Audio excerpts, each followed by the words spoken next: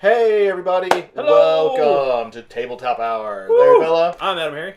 And we are here. We're here to talk.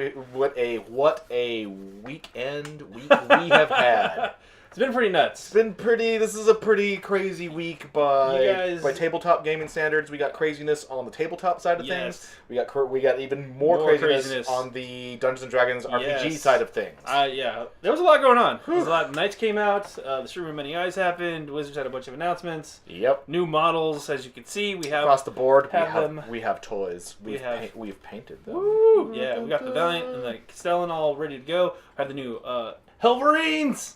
I know that's probably not what they're called, but Thomas and I call them now the Helverines. That's right. When the United States is invaded by Cuba. Yeah. And taken over. By Cuba. Because that's going to happen. Yeah. Not the remake, the previous one. The real one. The real one. The real one. Yeah. Only the Helverines. Only the Helverines. Will be here to fight them off. Woo! Yeah, well, we've got the Codex. We've got our preview copy here. We've been running through it for a while. For about a week.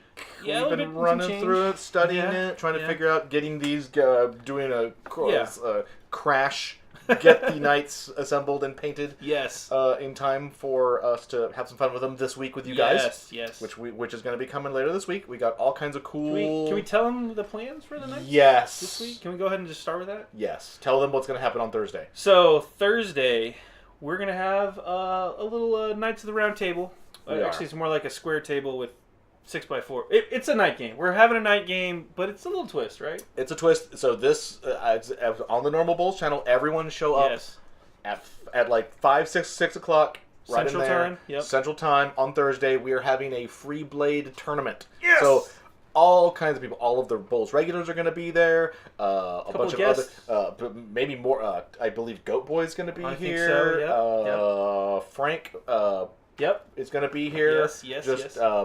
From the D&D show. Just all kinds of various people are going to be in here.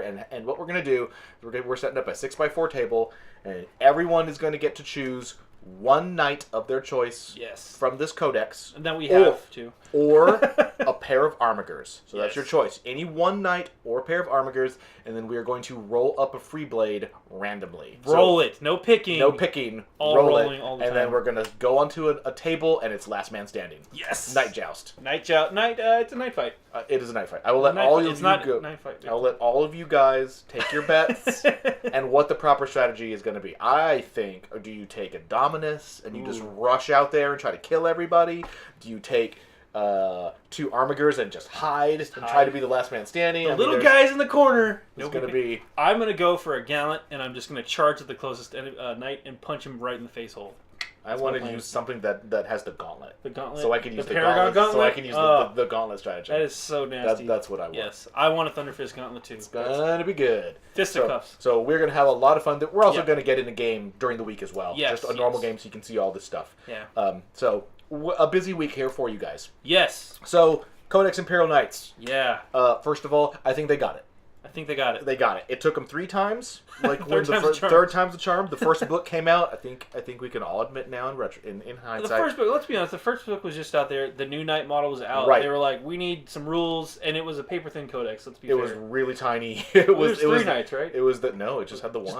That's right. It just had the one. I wanted to make a comparison because it's bad. It just had the one. Yeah. And a whole bunch of background. And a lot of pictures. To be fair, it was some good background. It was excellent background. Yeah, it was good stuff. And then they came out with the second one where they got the upgrade kit, and then that one had like 4 or 5 knights in it. Better. A lot of fluff was the same. A lot of stuff on the houses is still, that's pretty, But it was better. But the third one, this is the charm. Because at this point, they gave it some love. They've introduced the Armiger class. They've introduced the Dominus class. There's now, I believe there's 11. There's 11 different data sheets in... This feels like an actual army. It's an actual codex now, right? It actually makes sense. There's the little knights that you can kind of spam with. There's the normal knights, and there's a whole bunch of different ones. And their stats are different. That's the cool thing was that previously, they was still just arbitrarily making different knights out of the same model. They weren't actually really different. I mean, it was just I have more weapons, so I cost more. But now they're actually different. Some of their stats are different, which is cool. Over the between three different chassis. Yeah, like the armigers are obviously very different stat line from Castellan or the Dominus class here, and then the regular knights. Even within the regular knights, there's differences. The gallants have a different weapon skill, which and is more cool. attacks versus the just pure shooting knights. So there's some variation within that, which actually makes it feel like a named character. Yeah. Oh, and we get a character too. That's right. And as we all know, you're not a real Codex unless you have a named character. That's true. That's pretty much true. that is You like gotta have a that's the character. dotted line. Yep. So I'm waiting on Harlequins. They also don't have. I'm waiting on Genestealer Cult. Yes. Oh, if they have like named magic, like a famed magus. I want like patriarch. I want a patriarch named Grandpa. I really want a name. They'll bring back the big fat guy. They'll bring him back in the chair. Time to go visit Grandpa. Oh man. Okay. Cannot move, but can cast Smite 8 times a turn. Grandpa. Yeah. So big. So yes. So I think they got it. It's a solid codex. I'm excited about it. I think knights have arrived. I still think it is 8th edition. It's all soupy and allies. You're still not. I still don't think you're going to see a lot of people doing 100% dedicated knight lists. But you can now. If you wanted to, you could. And it'd be a fun army. It would be cool. Yeah. It wouldn't feel like you're just like, I like this kit, so I bought it 6 times. You could actually build 6 different knights. Like, we have them all assembled. As you know, we have other normal knights over here. And when you put them all together, when you have some dominuses and the normal class ones, and the what are they called? Questors. The Questors knights. The normal ones and the dominus and the armor class. It looks great. They look fantastic on the tabletop. Plus, they're big models. They take up space. Like if you're wanting to travel to tournaments and not have a big model count, I feel like this is a perfect army to do that. This is the army for playing fast and then having lots of time to talk and drink some beverages. So during the show today, we're going to cover the Night Book, kind of go over it in more detail. If you have any questions, feel free to drop them in chat, and we'll try to answer those too. We want to hear from you guys on our show today. Any specifics, we can totally go over that. Comments. What do you think? We have the models here. We can show them off for you guys. All right, so I think we have our first question. What do we got? Are the Armigers in the Codex? Yes. Both versions are in the Codex. The Helverines and the Armiger Forgebane. What was that again? Helverines! There we go. You gotta say it with some gusto. There we go. Right here. Yeah, this is the Armiger page. Yes. We have the Armiger Warglaves on the bottom. These are the ones that came in Forgebane, and then the Helverines up on the top. So they are both in here. Yes. The Helverine, I am good. Whoa. You all don't want to see the back of the Codex. Who wants to see the back of the Codex? Here we go. We got our Warglaive. As was just announced by Games Workshop, this is going to be its own kit now. That's going to come out in a week. Which we expected because it was the only way to get it was in Forgebane. And if you remember from our article, there were some missing bits. Which were clearly Sprue B, as we theorized. There seems to be a Sprue A and a Sprue C. Yeah, that's odd. Where are those sprues Well, missing? Sprue B, it turns out, is the arm guns and a couple of different face masks. Yes, and just to note too, the Armiger box. There are 2 different boxes that are coming out. There's going to be the Warglaves and the Helverines. And each of those has 2 in it. Two in each. So you're those buying are them in pairs. not. The only similar parts are the chassis. The arm weapons are totally different. So, and also, as opposed to normal knights on the Warglaves, they're not customizable. So when you buy Helverine, it comes with those 2 weapons, and that's it. So the only option, the only customizable thing is the little top thing, is the Melta gun, or the stubber. That's it. And then when you get a Warglaive, it comes with the thermal lance and the chainsaw. Now, interestingly enough, I did want to point this out, was the Warglaive is different now. It has been improved. It is now very much viable compared to the version of it that came in Forgebane. What they did was they gave the little chainsaw. Yep, it gave it a swipe attack, right? Yes, it now has 2 different attack modes. It's basically like the I'm chopping you if you're a big scary thing, if you're a vehicle, but it now has a swipe mode which doubles your number. It's weaker, but it doubles your number of attacks. Right.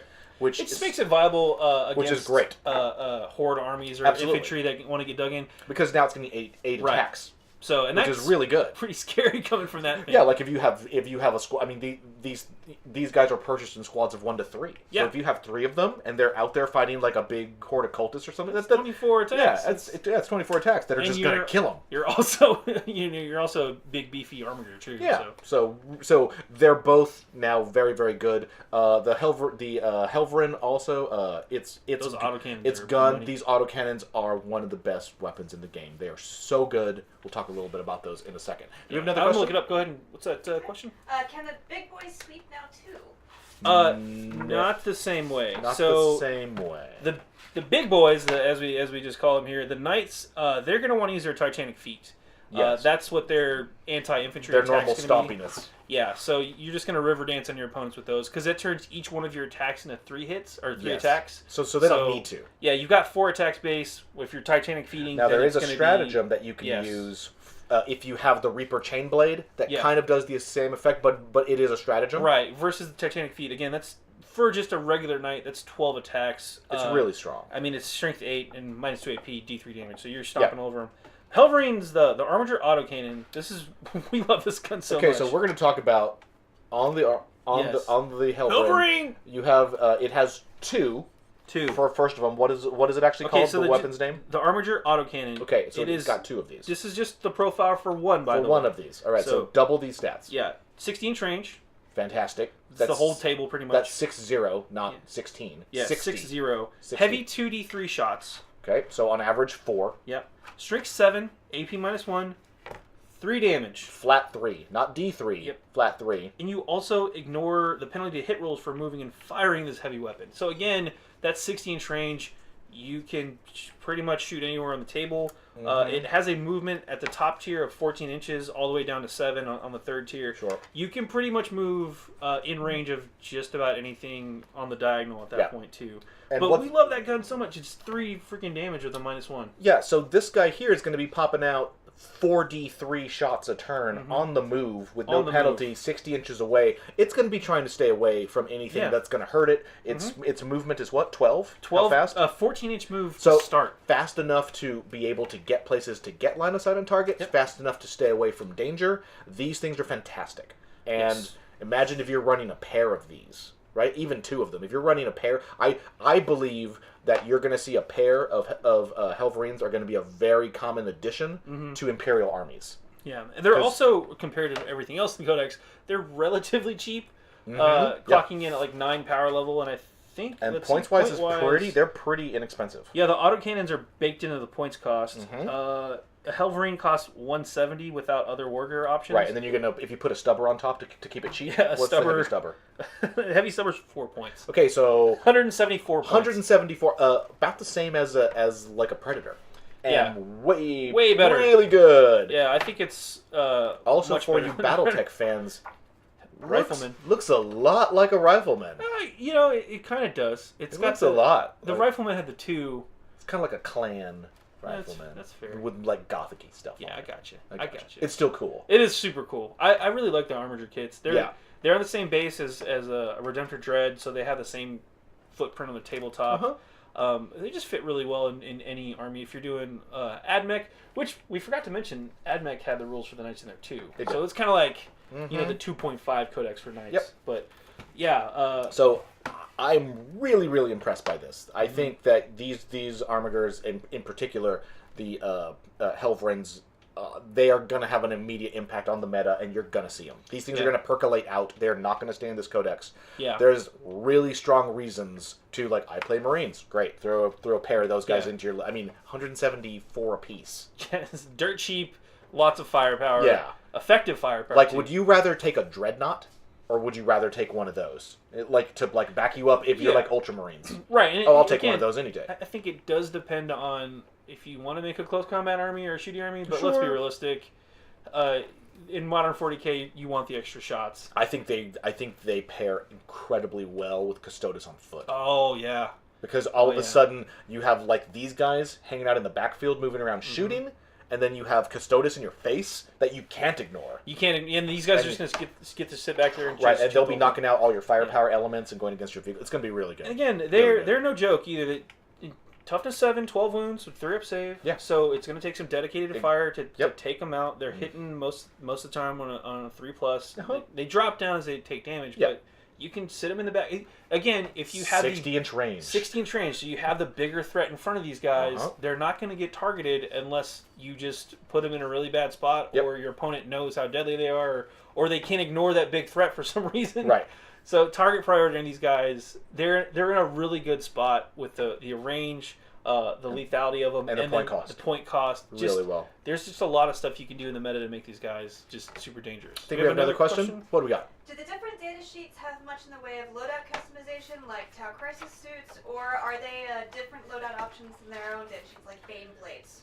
Yeah, they're more like Bane Blades. Yeah, there's not a lot of loadout options within each class. Yeah, every now and then you're going to be able to do stuff like swap out like their Thunderfist Gauntlet for a Reaper Chainblade, or you know, but a lot of the customization is just going to be replace the stubber with a Meltagun or something like that. Correct. There's not a ton of it's of not swaps. it's not like there's one data sheet per each of the classes and then you just mix and match all the weapons however you want to. It's not like that at all. Yeah. You can, again, there's a little bit most of the options you're going to want to run, one of the knights should fit the bill. Sure. I mean, there's 5 knights to pick from the Questor's class. From the Questor's class. So we get the new one. We get the Knight Preceptor. The Knight Preceptor is new. Yep. So that's the new Questorus. Yep. I would assume we haven't seen anything official from Games Workshop, but that is the Knight. Yeah, we have. They've confirmed that. As far as we don't know what the kit's going to look like. Oh, right. That's the dual kit for Canis Rex, the character. Exactly, and because Canis Rex is the named character, and his knight is a preceptor. So basically, the preceptor class is just the generic, not character version of that type of knight, which is Questorus Knight with the Las. It's the Las Impulsor. The Las Impulsor, which is this crazy new dual profile laser. Yeah, it's basically a very short range laser. Yeah, it can either go 36 inches or 18 inches. It's pretty cool. Right, it's just like a big bzzz, just cuts things in half. That's pretty good. We have another question. Are there rules for running them as non-Imperial? No, there are no Renegade rules whatsoever in here. The closest you get is Free Blades. Yeah. So the short answer is no. I have a funny feeling that Games Workshop did that on purpose because, you know what? We've seen in the past that they're more than capable of making a I thought there was a codex out of one kit. So I thought there was I'm just gonna put this out there that with one Chaos Knight accessory sprue, they could just reprint this entire book with Chaos versions of them. It's true, and it would cost them one sprue. I thought there was there's still you can still get Renegade Knights from. There are rules for the only official Chaos Faction Knights that are in the game right now are the Knights that are in the Forge World book, because the Forge World specifically has Chaos versions of like all of the Knights that they make. So there are Chaos Knights in the game. There are no Chaos Knights in this book. Yes. Yeah. But there are Free Blades. Yeah, there are Free Blades, and they are cool. Yeah. What should we start with? Do you want to talk about stratagems or war gear options or warlord traits? What? I think we talk about. We need to talk about the Dominus kit. Let's talk about the Dominus class. The Dominus class is really interesting. So these were the ones that everyone brains exploded when they showed them off. Yes. At Adepticon. Yes. And the kit is gorgeous. Really quick, let me just go off camera here for just 1 second. Just gonna get the other knight. I'm gonna get the other knight so that you can actually see an apples to apples comparison. So there's 2 versions of it. There's the Knight Castellan, which is this one that has the Plasma Decimator and the what is that one called? The Volcano Lance. And then the other option is the Knight Valiant.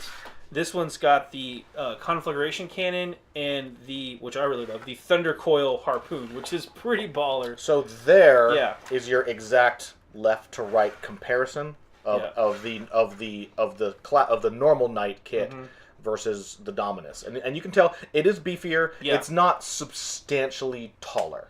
No, plus that thing has the top turret. Yeah, the top turret on. But it is a much beefier chassis. It's more top heavy. It's wider. The shoulder pads, are basically part of the main top chassis. Its arm weapons are more substantial. It actually, strangely, it looks almost. The difference in the beefiness is most recognizable from the back. Yes, you can see the extra plasma chamber. Yeah, there. it has 2 plasma it chambers. has dual plasma chambers, and just in general, everything on the back of it is more built up. Plus, the front also has the 2 turrets as well. So that's what's cool about that one. It's got the 2 turrets on the front that you can kind of swap around. But yeah, it just it's not that much bigger, but you can definitely, when you see them side by side, you can definitely tell which is which. Yeah, I'll put these guys back so you can kind of see them exactly left to right. I'll put them. I'll turn this one around so you can kind of see the back of it here, just as a comparison. But yeah, there's the two different types. You want to start with the Valiant or the Castellan? I'll start with the Castellan. The Castellan, this is your standoff fighter. This is the one that we saw at Adepticon.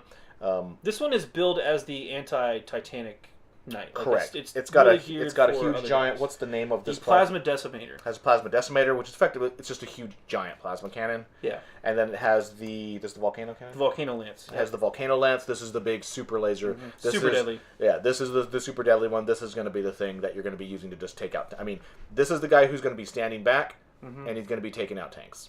Yeah. And big stuff all day long. Oh, we do need to mention the top weapons. Yes. You do have some customization options up there. That's correct. So the way these kits come is I'm going to take these off, magnetize these, or don't glue them. I've got the camera pointed them close. So cool. Perfect. I can point out details. Yeah. So each of these guys, they have 3 hard points on the top, and the way the rules work is they come with 2 each. They come with 2 of these top turrets, and they come with 2 missiles, 2 pairs of missiles in each kit. So you will have spares, and the way you build them is when you purchase them, you have to take 2 of one and 1 of the other. So you can't have all 3 of them match. Yes. So, and it is totally up to you. I'll let Adam go over the stats of both of those pairs of weapons. Yep. Yes. So the Siegebreaker missile. Let me start actually with the Siegebreaker cannons because I like those a little bit better. Okay. So they're both 40-inch range. Again, 2 of these. So twin Siegebreaker cannon comes in a pair typically. 40-inch range, heavy 2d3, strength 7, AP -1, d3 damage. So not quite as good as the Armiger autocannons. Sure. But up there. Definitely up there. And again, you have 2 of those, so you get to fire that twice. Pretty solid autocannons. Nothing to complain about there. Good general purpose weapon. Yes. The Shieldbreaker missile, excuse me. Right here. 48-inch range, heavy 1, strength 10, AP -4, d6 damage. Sounds pretty good, right? Why don't we bring more missiles? That's correct. It's a very solid deadly weapon. Yeah. Asterisk. Each Shieldbreaker missile can only be fired once per battle. Sure. And a model can only fire 1 each turn. Invulnerable saving throws cannot be made against wounds caused by this weapon. So it's pretty nasty. It's nasty. But if you take 4 of them, you can only fire 1 each turn. So that's the problem. You can't fire, if you have 2 pairs of them, you can't fire 2 a turn. So on average, I think, looking at it, we think that this is probably the way most people are going to build them. You're going to build them with your 2 autocannons and your pair, because you have to take them. Yeah, you got to take at least 1. Right, you can't not take them. So it gives you that little extra bit of pizzazz. Yeah, so like little mini disc strikes. But I think we have a question. Yep. Yes. Got someone asking if they've gotten tougher since the last Codex. Sort of. The stratagems help with the toughness factor. There's also some warlord traits that will increase a knight's survivability. Wargear options you can take as well. But in general, stat-wise, they are the same. Regular knights, the Knight Ward, Knight Crusader, those type of knights, still strength 8, toughness 8, 24 wounds with a 3-up save normally. So that's already really tough. They also have the Ion Shield, which is a 5-up invuln. Yep. There are some stratagems. Let me read off a couple of these. And the Dominus class has 28 wounds. 28 wounds. So you get 4 extra wounds. Yeah. They're slightly tougher. The Ion Aegeus, that's a 5-up save. It kind of turns you into a void field generator. Right, which is cool. It's a 5-up invuln save. So everybody within... Yeah, everybody within 6 inches, wholly within 6 inches, get that 5-up save. And then you can't move. But you can't move. But if you're a Castellan... It's really cool. Yeah, you're sitting in the back shooting anyway. You can't shoot, or you can't move, but you can still shoot. So that's what's cool about that one. I'm trying to think. There was another one. Oh, there's a... where's that? The Iron Knight. Oh, the Vulker. The Warlord trait for House Vulker. Okay. This one is the Adamantium Knight. Wound rolls of 1, 2, or 3 for attacks made against your Warlord always fail, even if the attack is a strength characteristic higher than your Warlord's toughness characteristic. That by itself right there. And Warlord trait, a thing to remember is that Warlord traits are much more important in this codex than they are in in other codexes, because you have such a tiny amount of fewer models, right? So as an example, one model, because you could make this Dominus guy who's going to cost you 600 points, you could be like that's this my guy. Warlord. Yeah, we painted this guy with the Baron stripes, because you better bet that this guy's going to be my Warlord every game, and that's awesome, because hey, if I make him my warlord, great. Then that special ability is going to affect a third of my army. Right. It's a big deal when you look at it in aggregate. The warlord traits are just so much more impactful. Like getting +1 attack on I don't know, like a captain, like a guard commander. Nobody cares about that. Right. But getting +1 attack on this guy, on these guys, when you can turn that to Titanic Feet and stomp. Oh yeah. Or you could increase your save. Yeah, or increase your save on your one model that's going to get shot a whole bunch. Has 28 wounds. It's kind of a big deal. Yeah. So that adamantium knight, again, if you're getting hit with some anti-tank vehicle like las cannons and up, they're still not wounding only 3+. They need at least a 4, which is kind of a big save. We have another question. Yeah. What do we got? Is there a benefit to giving a model the character keyword other than being able to give them relics? I mean, that's the only way to give them the relics. They're not going to be affected by the character rules, if that's what you're asking, because they're knights. They can do 10 heroic wounds. interventions. They can do heroic interventions. Oh, that's one thing too. There's a lot of traits and abilities in the book that can allow your knight to get heroic interventions anyway. So right, certain houses. So certain houses and stuff like that. So yeah, the having a knight become a character, the Freeblade table too, but that's not even. You don't have to be a character to get the Freeblade rule. So no, you just define. Yeah, you just say I'm a Freeblade. Yeah, having character as your a keyword is it's for a knight. It's not going to have a huge impact. Right. So, yeah, but getting access to the relics, again, like we were just saying, is kind of a big deal when your one model suddenly has one of my favorites is the Paragon Gauntlet relic, which is just freaking awesome. So there are a lot of relics in this book. 22? There's 4 pages of relics. Substantial. Yeah. So even though the model count is low, the amount of relics is high, and the amount of stratagems is very high. So this is going to be this is going to be 22 relics. Considering that this is a codex that only has 10 data sheets in it, the fact that you get 10 different sub factions, actually 11 if you count Freeblades. So you get the five Imperium aligned houses, the 5 Mechanicus aligned houses, then you get the Freeblade rules, it's 20, then you get 4 pages of stratagems. 29 stratagems, 22 relics. So that's what really, really makes it an army. Yeah. All of a sudden, there's going to be all kinds of neat combos and things. There's 15 warlord traits total. There's 6 generic ones, 9 house traits. Yep. The Freeblade qualities and burdens, those are 2 different charts out of each 6 options. Mm-hmm. That you roll off of our pick. Yeah. Can we talk about that real fast? Sure. This is an interesting... Go ahead. I think this is interesting. So the Freeblade qualities and burdens... in 40K, most of the time, when you have a table, you can just roll randomly or pick an option, right? Yes. 90% of the time, you're just going to pick an option because you're probably the good one. You're going to pick the one good one. Well, a little different with Freeblades. They mixed it up. Yeah. If you decide to pick your Freeblade qualities, you just get 1. But if you want to randomize it, you roll 2d6, you get both of them, which is cool. Super cool. However, whenever you choose a quality or choose to have a quality on this, so if I choose to roll 2d6, I still have to be affected by a burden, right? Sure.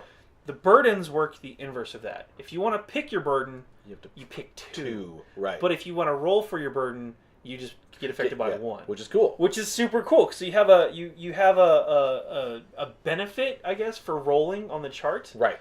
So you can either end up with, if you just roll completely randomly, 2 qualities and 1 burden. Right, which is cool. But if you pick, you get 1 quality and 2 burdens. 2 burdens. Now, or you can be crazy and pick 1 and roll 1.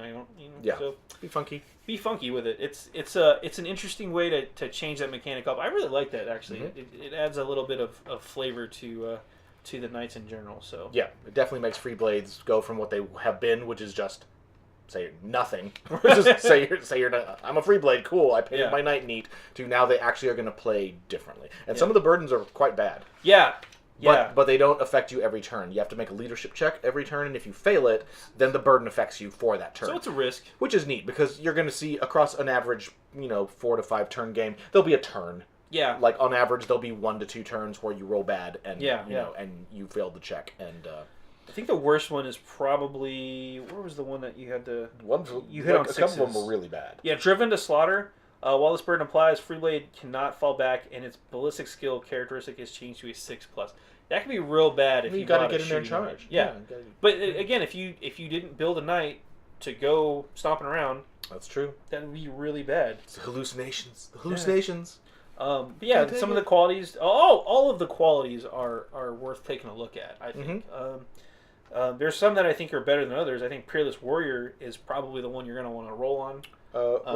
Let's go over some basic point costs, just roughly to give you just so you guys get an idea of like, because the big question people have is, well, how many of these things am I going to buy? How big is a knight army really going to be? Right. So your normal knights are ranging. They're all 285. Yeah. So they're 285. Those are the old Questoris knights. They're 285, and then they have to pay a lot for their weapons. Yes. So the Questoris class works differently than the other two classes. They have a basic cheap cost, and then the weapons are very expensive. Like some of the weapons are like 100 points. Yeah, that like the rapid fire battle cannon. That's 100 points. Yeah. Now what's interesting too, the Knight Preceptor, which is again the kit we haven't seen yet. That's the dual kit for Canis Rex. That one costs 385 base. But his weapons are free. The Laz Impulsor is 0 points. Right, so his cost is baked into it. It's baked in. So in general, what you should realistically expect is your normal knights, they're going to run in the 400s by the time you're done with it. So these guys are going to run you in the 400s.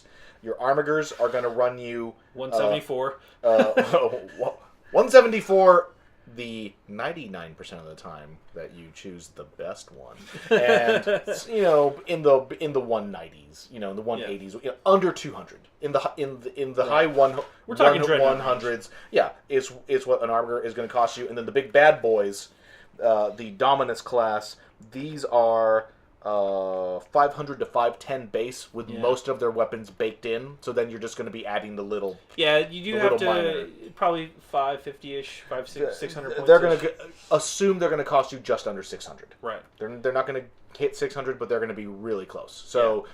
So what's a normal knight army going to cost you? Well, if you want the big boys, if you're playing 1850 or 2000, you could do 3 Dominuses and an Armiger. Maybe. No, I don't even think you could squeeze that in. You could have two Dominuses, a normal guy. Yeah. Or you could have, a couple Armigers running around. You could have like 9 Armigers if you wanted to, and nothing else. I would do that. You just have a whole big release the squires. Yes. Oh yeah. I've always been a fan of like Carnifexes, right? Yeah. And like I've always loved the idea of running just a big bunch of Carnifexes. The Armiger to me feels like just a bunch of Carnifex, pods of 9. You could take 3 Dominuses, would just squeeze in at about 18. So basically what we're realistically talking about is you're going to have, your army's going to be somewhere between 4 to 9 models. Yeah. If you want to go, like that's what a pure knight army in a normal thing is going to cost. We have a question. What do we got? Since we're on the topic of Dominuses, which do you think is best? Like which build, which loadout do you think is going to be the best for them? I think they're both totally equal, but the Valiant is better. I think they're both equal, but the Valiant is more equal. Yes. Yes, I agree. Can we talk about why though? Yes. So the reason we both kind of... You will love the Dominus. Dominus is good. Let me count the ways. The Valiant. The Valiant. Yeah, the Castellan. The Castellan is cool. It's cool. The Volcano Lance is super deadly, no doubt. Here's my problem with the Volcano Lance. And I like the Volcano Lance. It's neat. The problem with the Volcano Lance is that it is heavy D6. Yeah. And you're going to roll that 1 sometimes. Yeah, and you can spend the command point to roll. Yeah, but it's just, Again, if it tops out, it's a heavy D6 with 3d3 damage. You're probably going to get a lot of damage. When you roll 6 for that guy and you're getting max hits, it's going to just murderize whatever it hits. But it's going to be erratic and regular. Its damage potential, it has pretty high, variability. This guy, however... This guy has 2 of my favorite weapons in the game right now. Both of his weapons are fantastic. The Conflagration... Let's just start with the Flamer, right? My favorite Flamer. Oh, it's the so best good. Flamer. Okay, 18-inch range. Sure. Right? Heavy 3d6 shots. Sure. Strength 7, AP -2, 2 damage each. But here's the best part. It's a flamer. All of those auto hit. Boom. That unit's taking 3d6 damage. So 3d6 damage. In theory, yes, you do have a very high variability. You could get 3, you could get 21. On but average, because you're getting 10, 18, not 21. 10.5. Yeah, 11, 10. That's the average on 3d6. And because you're rolling 3 dice, it's going to statistically kind of bell curve it out. So you're going to get a weapon that's more reliable. Right. You're going to be routinely ending up between around 8 and 13 hits. Yeah, 8 and 13 that's the sweet spot of that curve. 8 and 13. So automatically hitting. against normal infantry in the game, that's toughness 3 or toughness 4. Dead. You're going to be doing like 20. You're going to be doing like 20 wounds on average. Well, yeah. Just take your 20 wounds, too. and it's -2 save.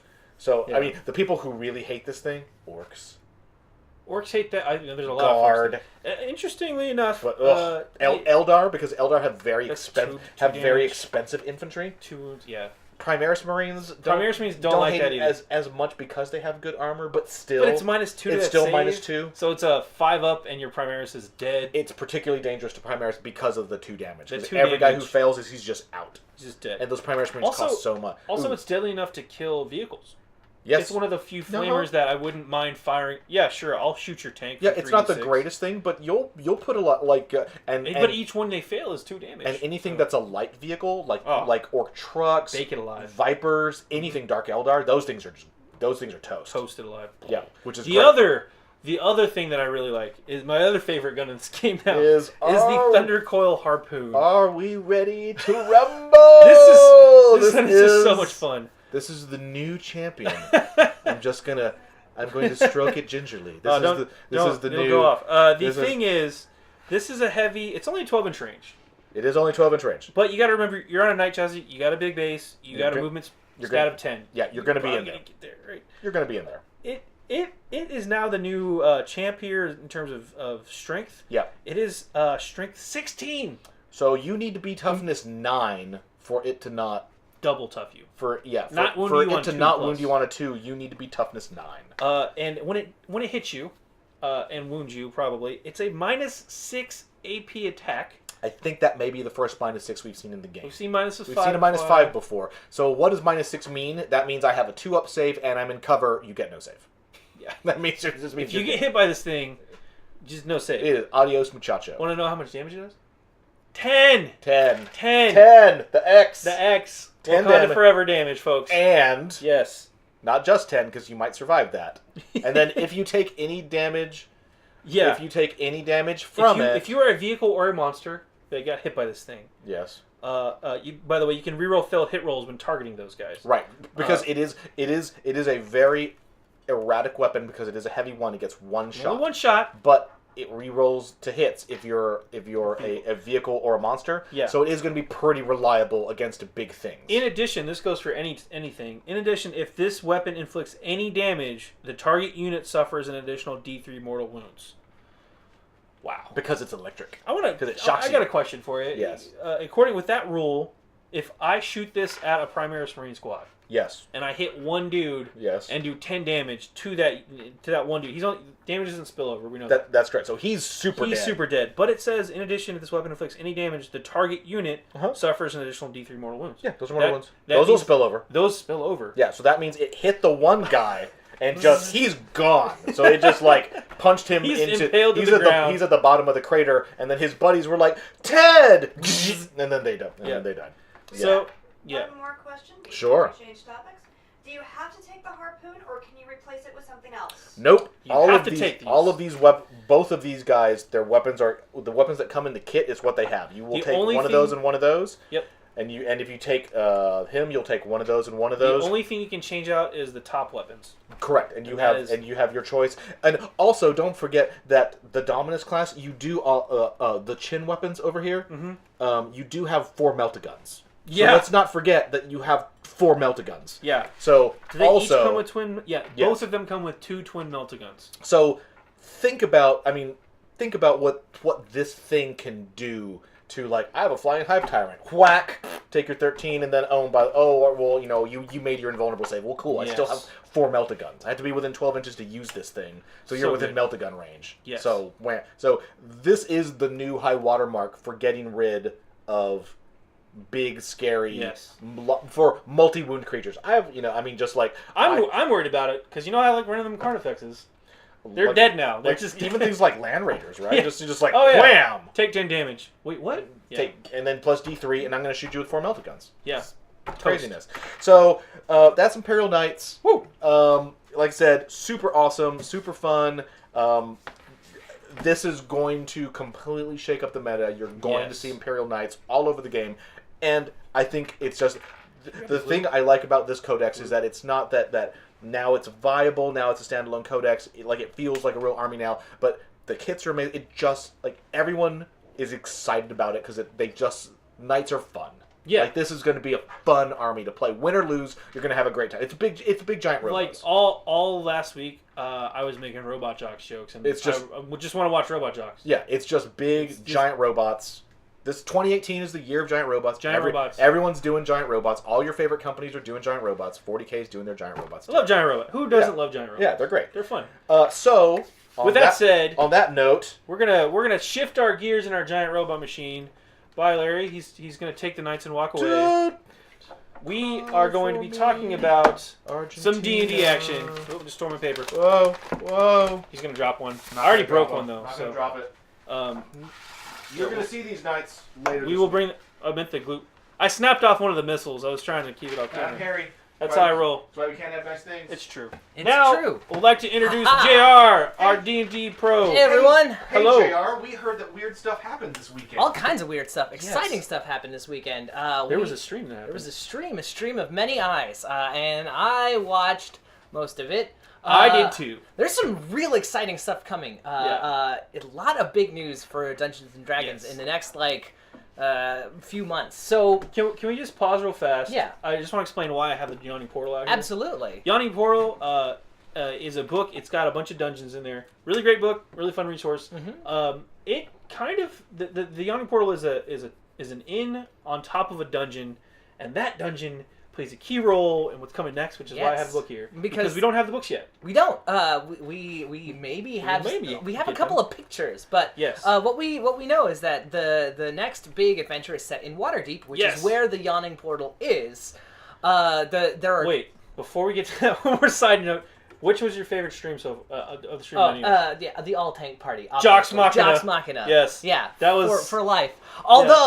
Although seeing Clint McElroy, the dad from the Adventure Zone, seeing him pull out an axe, put a silencer on it, and chop a guy in half. That was pretty. So that he could then animate his corpse for a distraction. That was pretty amazing. I really liked. Spoiler alert: when the Big Show chucked the volcanic rock and actually got the KO. That was just watching that guy play D&D. I was like, that's awesome. It's amazing, this is right? amazing. What a time to play D&D. Everyone pro wrestlers. Playing D&D with voice actors. It's great. Everyone's getting in on it. If you aren't watching D&D streams, if you think maybe they're not for me, just check them out. There's a ton of stuff out there. It's fun, it's an afternoon to spend watching people play the game and you will get inspired to play. Chat. You absolutely will. You will get inspired to play. You'll steal ideas. You'll be like... They want you to. They want you to play. I think that's a big thing. That it's so infectious. It's so infectious. It's incredibly infectious.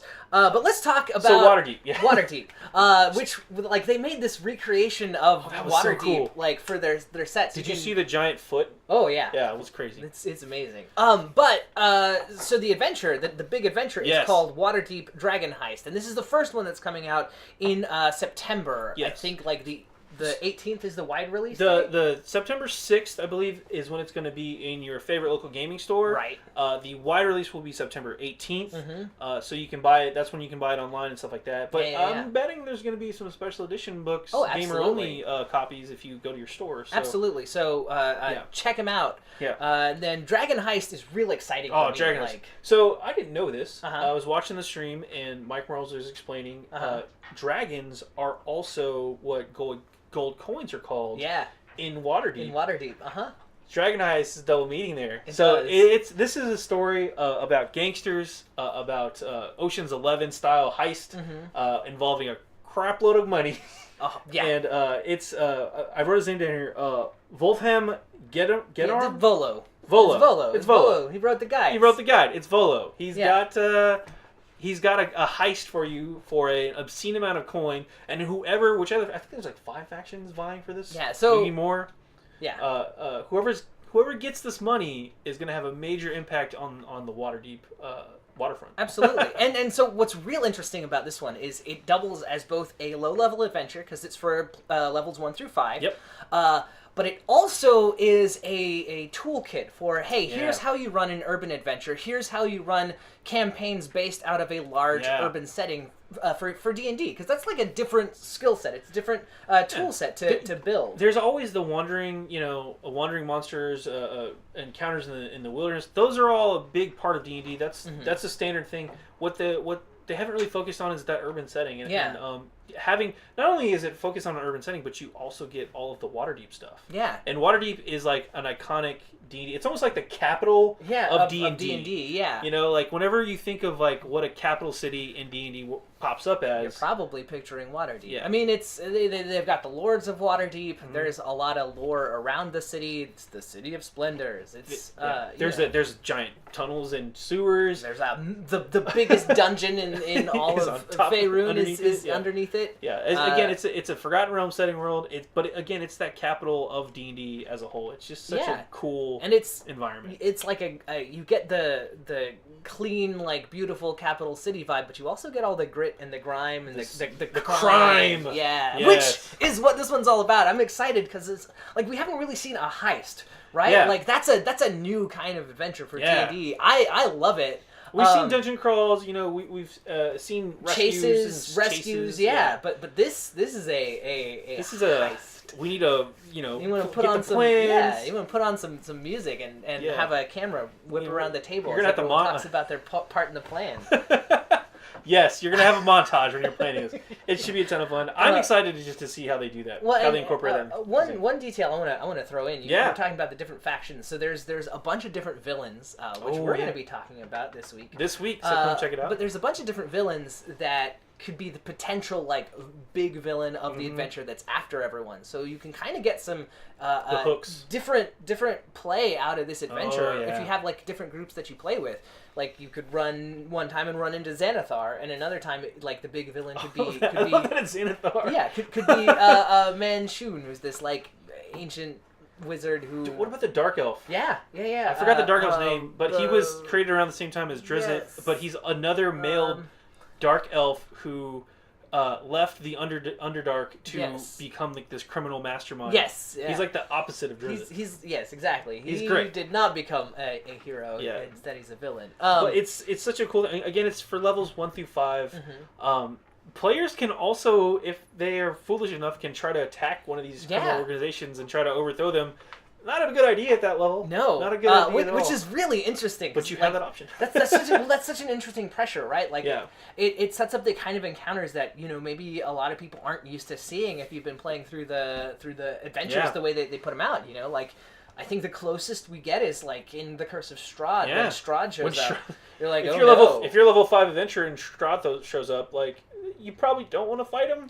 But that's like one very specific. way, and this is a whole bunch of different like here's how you do high level villains, low level parties, here's how you interact, here's how you foil plans, here's how you do all kinds of stuff. So it's as much an instruction manual as it is a adventure and setting. It's so good. And okay, so that's the first thing one. That's coming out in September.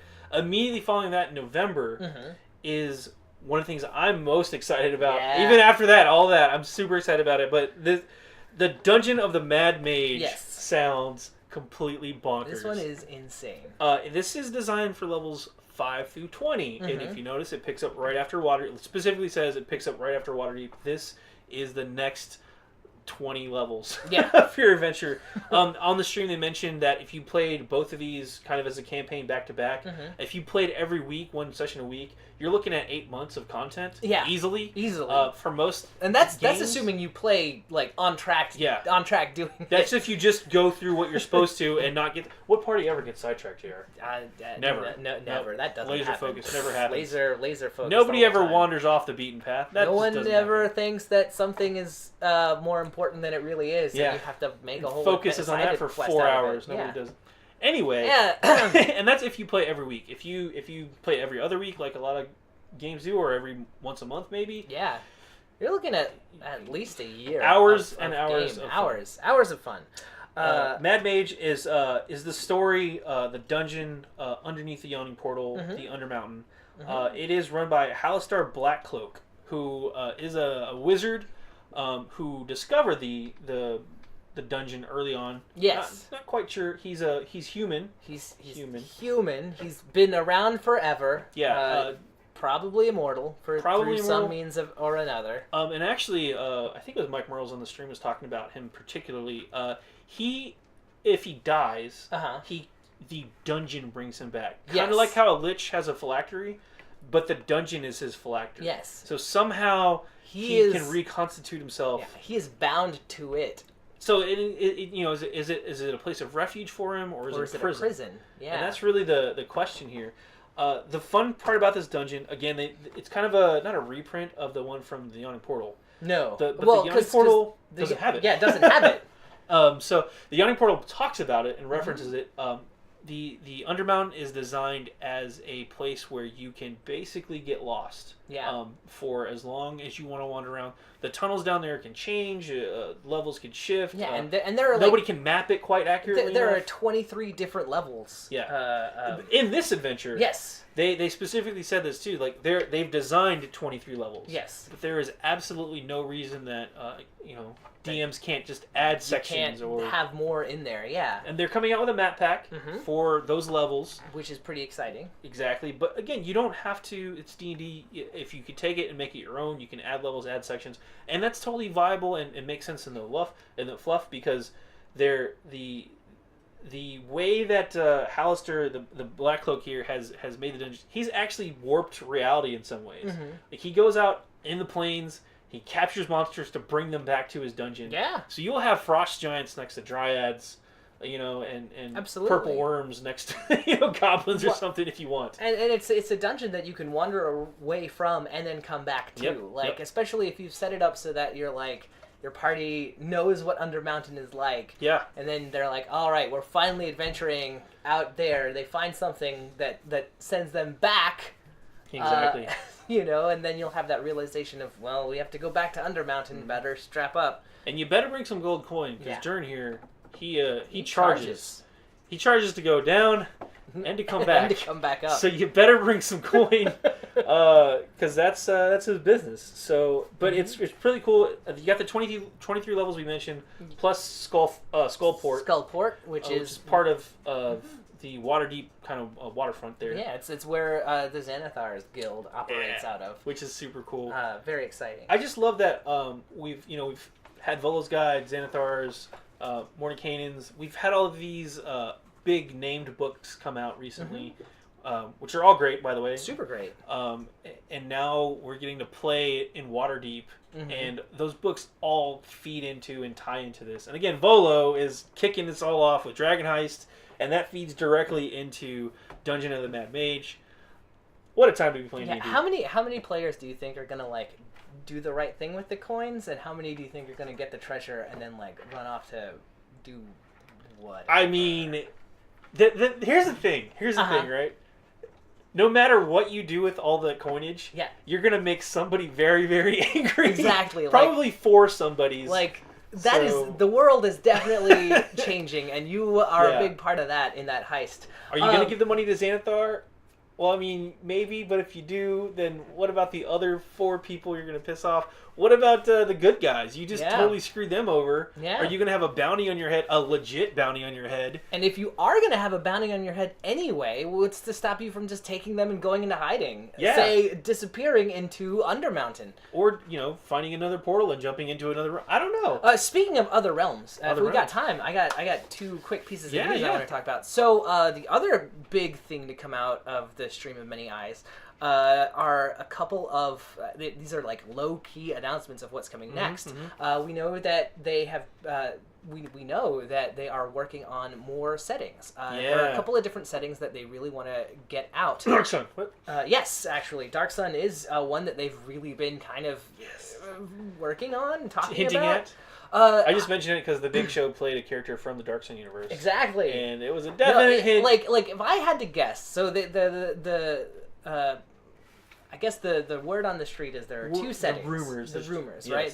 There's 2 settings that we're going to be seeing. We don't know what they are. Yeah. If I had to guess, I'd say Dark Sun and Spelljammer because There's a lot of little Spelljammer lore hinted out in the last books, and Hallister Blackcloak himself has a Spelljammer helm. That's one of the things he's got. I think Spelljammer, I just want it to be that. It might be something a little more well developed, but I would love to see that. Yeah, I'd like to see Eberron come back. Yeah, Eberron would be great. Eberron. I like Eberron for the Warforged. Yeah, and there's two Warforged and Skyships. Yeah, Warforged, Skyships. Also, it really fits the vibe of like the urban kind of more role playing focused stuff that's coming out. And then totally opposite to that, of course, Dark Sun. Which is a classic setting. Yeah. Psionics, cannibal halflings. The world is wrecked by magic. Halflings? Oh, gnomes. Yeah. Don't trust a gnome. Well, but anyway. And so the other thing is we're getting some kind of surprise announcement in July. But you will be able to play in the new settings, whatever they are, as early as this year. Yes.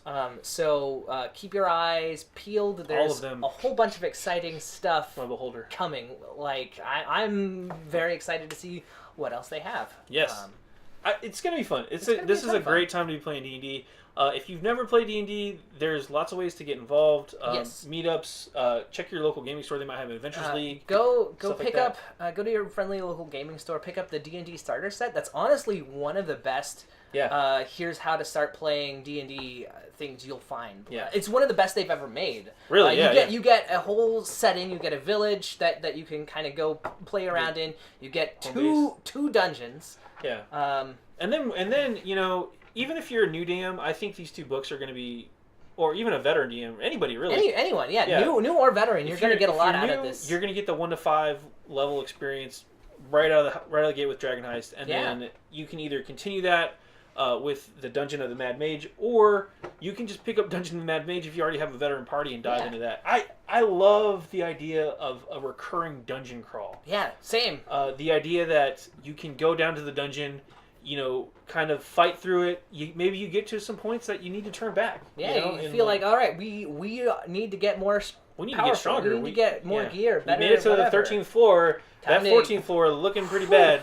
Let's go back out. Let's go adventuring for a while, and you can come back. It's a world dungeon. It's a world class dungeon that you can just keep coming back to. But again, if you're new or interested, you can find a group if you look hard enough. There's even Roll20. Yeah. There's always people starting groups up through that, and that's all digital. So. Tell your friends, get them interested. Yeah. We've got a couple of guides on how to run games here on the Bell of Lost Souls, and we'll be doing like are you new to D&D? Here's some great ways to get started here before too long. But it really is just an awesome renaissance of D&D. Yeah. It's so much fun. Role-playing in general. There's a ton of... And, if you're 40K inclined, there's a new one coming out. Wrath and Glory coming out Gen Con. So. I'm super pumped about that one, too. Pre-orders for that are open now. That's right. Pre-orders for Wrath and Glory. There's some pretty cool bundles to check out, and you can read more about that. We got to play with Ross Tompkins, the designer. That was a blast. It's a really fun system. Yeah. It's a really fun setting, too. I thought the mechanics were top-notch, and again, it's coming out. Gen Con, which is August, I believe, right? Yeah. August. Coming out in August. We'll be there. We're probably going to try and get some games in. Oh, super pumped. Yeah. But was there any of the stuff from the stream that just blew your mind? It was all good, really. Yeah, I want to run an all-tank party now. You want to run all? I want to run all. Right? Oh, so good. So good. I was shocked when I saw Paul White, the Big Show. Yeah, the Big Show. The Big Show. The Big Show. I was like, he made a chokeslam joke. I cracked up, so and then he's sitting next to Ron Matthews, who's a big CrossFit guy. He was hilarious too. I didn't realize he was going to be that funny. Yeah. And then of course Travis and Joe, which are just a delight. National treasures. Yeah, anyway. I want to see more of them somehow. Big beefy D&D. Yeah. Jox Machina. It was super cool. It's good times. Yeah, that was my favorite by far. And they saved it till the end, of course. But anyway, I believe that's all the time we have. This has been the Bulls Tabletop Hour. I'm Adam Harry. I'm JR. We're both from BoLS Souls. See you next time.